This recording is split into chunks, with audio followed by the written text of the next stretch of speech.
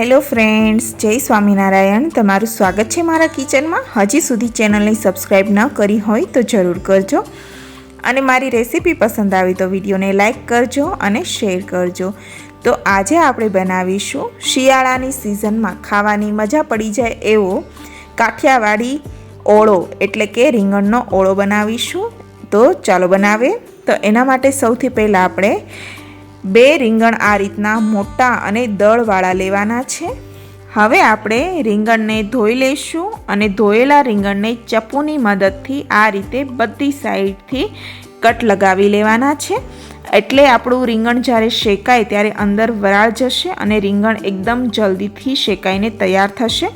તો તમે જોઈ શકો છો ગેસની ફ્લેમ હાઈ રાખીને આપણે રીંગણને શેકવા માટે રાખી દીધા છે। બધી સાઈડથી આ રીતે રીંગણને શેકશું અને લગભગ 10 જ મિનિટમાં 2 રીંગણ એકદમ સારી રીતે શેકાઈને રેડી થયા।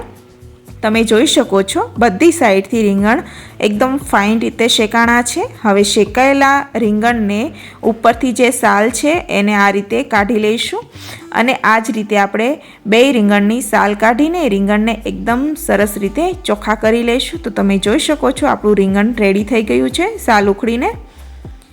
આ જ રીતે આપણે 2 રીંગણને રેડી કર્યા।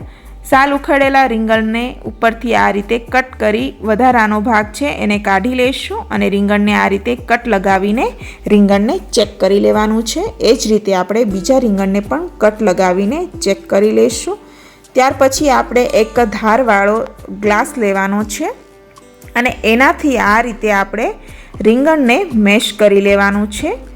તો તમે જોઈ શકો છો રીંગણ આપણું મેશ થઈને તૈયાર થયું। હવે આપણે રીંગણનો ઓળો બનાવવાનો છે તો વઘારા કરીશું। તો એના માટે આપણે એક કડાઈમાં 3 ચમચી જેટલું તેલ એડ કરી દઈશું। તેલને થોડીવાર ગરમ થવા દઈશું। તેલ ગરમ થાય એટલે 1 ચમચી એની અંદર રાઈ એડ કરી દઈશું।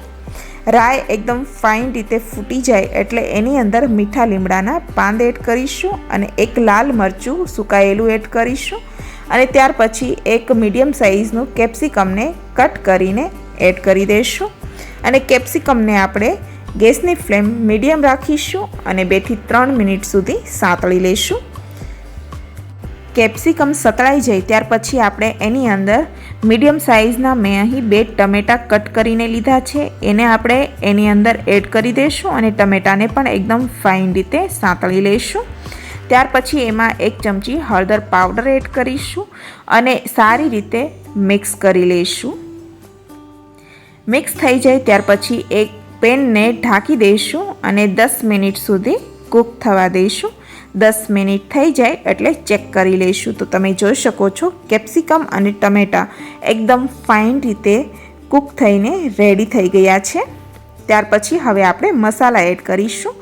તો મસાલાની અંદર 1 ચમચી લાલ મરચું પાવડર એડ કરીશું। તમે અહીં લીલું મરચું પણ એડ કરી શકો। ત્યાર પછી આપણે અડધી ચમચી ગરમ મસાલા પાવડર એડ કરીશું। 1 ચમચી જેટલી ખાંડ એડ કરી દઈશું એટલે ટમેટાની ખટાશ બેલેન્સ કરે। ત્યાર પછી આપણે સ્વાદ પ્રમાણે સોલ્ટ એડ કરીશું અને બધા જ મસાલાને એકદમ ફાઇન રીતે મિક્સ કરી લઈશું અને 2 થી 3 મિનિટ સુધી સાંતળી લઈશું। મસાલા કૂક થઈ જાય પછી ઉપરથી આપણે ધાણા જીરું પાવડર એડ કરી દઈશું। એકદમ ફાઇન રીતે ધાણા જીરું પાવડરને પણ ગ્રેવી સાથે મિક્સ કરી લઈશું। તો આપણી ગ્રેવી રેડી થઈ ગઈ છે। ગ્રેવીની અંદર આપણે શેકેલા રીંગણ મેશ કરેલા છે એને આપણે એડ કરી દઈશું અને એકદમ ફાઇન રીતે આપણે ગ્રેવી સાથે રીંગણને મિક્સ કરી લેવાનું છે।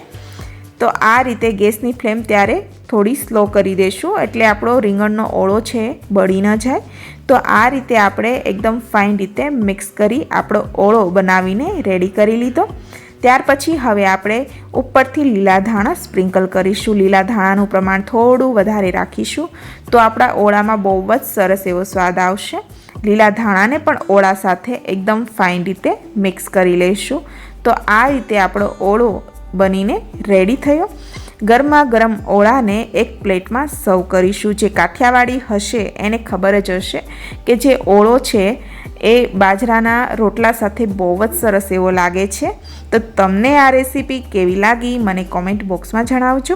અને જો તમે ક્યારેય આ રીંગણના ઓળાની રેસીપી ટ્રાય ન કરી હોય તો ગ્રેવીવાળા રીંગણના ઓળાની રેસીપી તમે તમારી ઘરે એકવાર ચોક્કસ ટ્રાય કરજો. Thank you for watching. જય સ્વામિનારાયણ.